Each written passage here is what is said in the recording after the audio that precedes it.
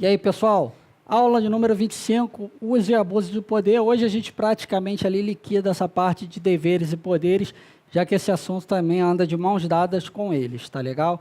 A gente finaliza aí mais um bloco de aulas e a partir da aula 26 a gente começa a falar de controle administrativo.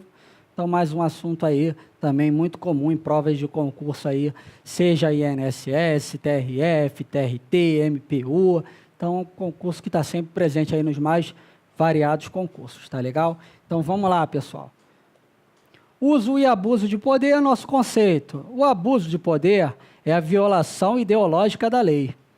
Assim, o agente público, quando da prática do ato, age divorciado da lei, com finalidade administrativa diversa da prevista na legislação. Pode assumir tanto a forma comissiva como omissiva. Então, olha só, pessoal, já botei aqui, eu já vi no juridiquês já de propósito, né, que é a violação ideológica da lei, porque já caiu um item assim, tá? E aí o aluno olhou e falou, violação ideológica da lei, não entendeu nada, tá? Então, já botei aqui já para você já se habituando e não ser surpreendido numa questão de prova, tá? Aqui, o que fez o administrador? O que fez a pessoa? O agente público, ela se afastou da lei. Então, ela age completamente contra os ditames da lei, tá? Ela agride a lei. E essa agressão ela pode se dar de maneira comissiva, um fazer, ou omissiva, um deixar de fazer. Ela tem que fazer alguma coisa e ela cruza os braços e não faz nada, tá? Então, a gente começa aí falando de uso e abuso de poder. Admite duas modalidades. E quais são essas duas modalidades? Primeira delas, excesso de poder, letra A. Então, violação do requisito competência. Nossa, como a gente já falou de competência aqui, hein, pessoal? Então, o agente excede os limites da competência que lhe foi outorgada pelo ordenamento, ou seja, vai além do permitido.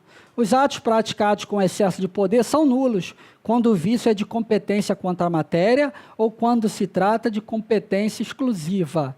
Se for vício quanto à pessoa, desde que não seja exclusiva a competência, o ato poderá ser convalidado, a critério da administração pública, uma vez preenchidas as demais condições legais.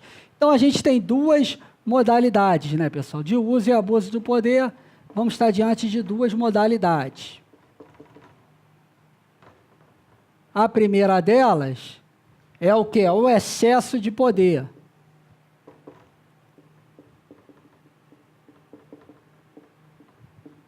Repare que o excesso de poder, ele está intimamente ligado ao requisito competência, pessoal. Quando a gente fala de excesso de poder, a gente está falando intimamente com a ideia de competência. Então, ele já começa ali já falando de competência, que é o quê? Ele extrapola os limites da sua competência. Então, ele tem que ir até determinado lugar, ele pega e vai além. Ele abandona a lei e atropela os comandos legais. Tá? Quando a gente falar de competência quanto à matéria e competência exclusiva, não vai ser possível convalidar. Se a competência não for exclusiva, a gente vai poder convalidar o ato. A gente já falou muito, mas muito disso aqui, né, pessoal? Não precisa continuar falando, tá? Então, vai lá se você tem dúvida nos requisitos de validade do ato, competência, finalidade, forma, motivo e objeto. E assiste aquela aula, tá? Foi uma aulinha, se eu não me engano, só de competência. Aí os demais requisitos eu tratei em separado, porque ele é muito importante. Então, quando a gente fala de excesso de poder, a gente fala que houve extrapolamento, né? Olha lá, o agente extrapolou, excede os limites de sua competência. Então, ele extrapola os limites de sua competência.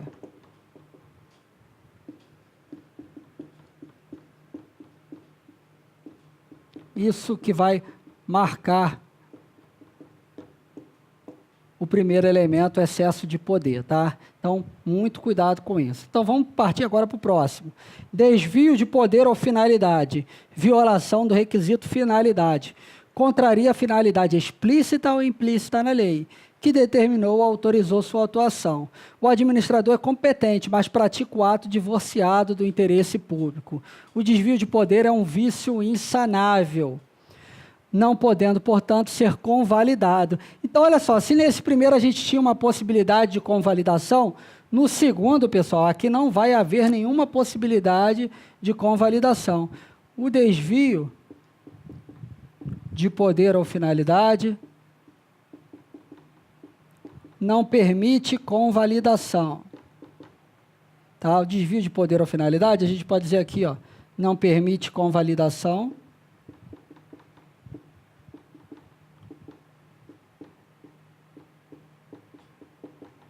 Não permite convalidação. O agente, ele o quê? Ele age divorciado do interesse público. Então, não há interesse público por parte do agente.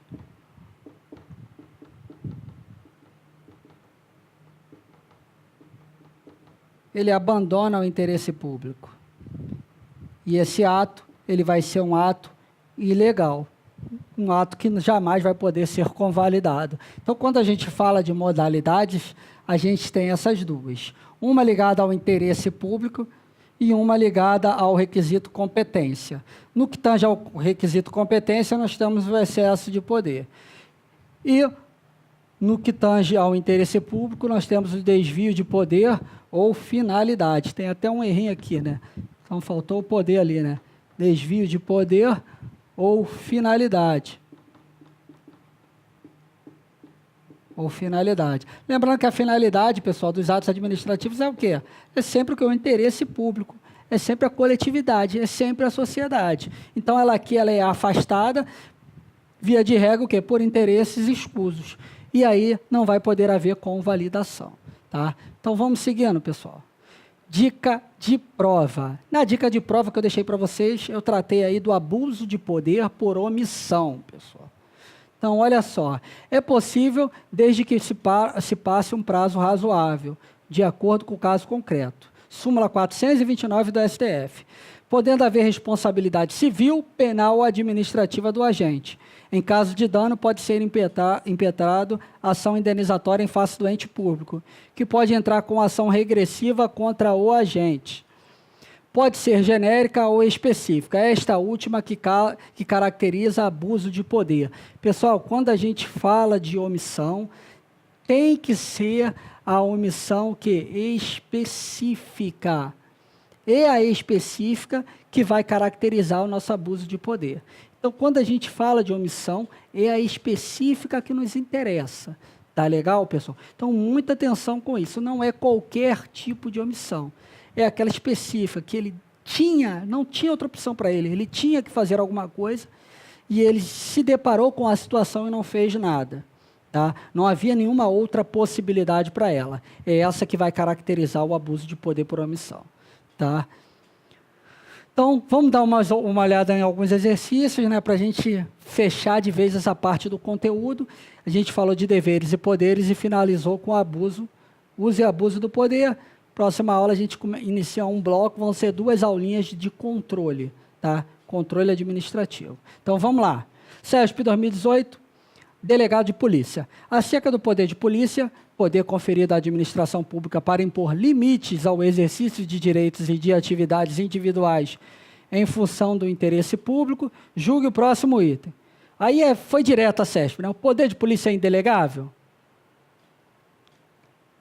Certo ou errado, pessoal? A gente viu que na última aula que o poder de polícia ele pode ser originário ou delegado. Tá? E aí? Ele pode ser delegado a qualquer pessoa que a gente viu? A gente viu o quê? Quando eu vou delegar ele, eu não posso ter o quê? Pessoas privadas ou entes com personalidade jurídica de direito privado. Então, o item está o quê? Errado, pessoal. O poder de polícia ele pode sim ser delegado dentro daquelas hipóteses que eu falei para vocês e que eu acabei de anunciar aqui, né? Então, eu posso delegar ele, por exemplo, para pessoas jurídicas de direito público. Seguindo, a polícia administrativa propõe-se a restringir o exercício de atividades ilícitas e, em regra, tem caráter preventivo. E agora, você lembra? Tem caráter preventivo a regra, polícia administrativa? Ou não? É só repressivo? E aí? Acertou? Quem marcou? Certo. Certo, ela tem, em regra, caráter preventivo, mas também vai ter repressivo. Enquanto que a polícia judiciária, a gente já viu que ela o quê? Ela vai ter caráter o quê? Repressivo, depois que já aconteceu o ilícito. Então, seguindo, pessoal, ainda na prova de delegado de polícia, são características do poder de polícia a discricionariedade, a autoexecutoriedade e a coercibilidade. E aí? São ou não características?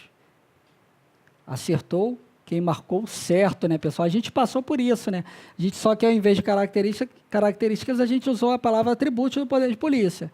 Aí a gente viu lá a discricionariedade, a autoexecutoriedade, coercibilidade, mas sim, embora tenha usado aí a palavra características, tá? Isso não é suficiente, isso não anula a questão, não.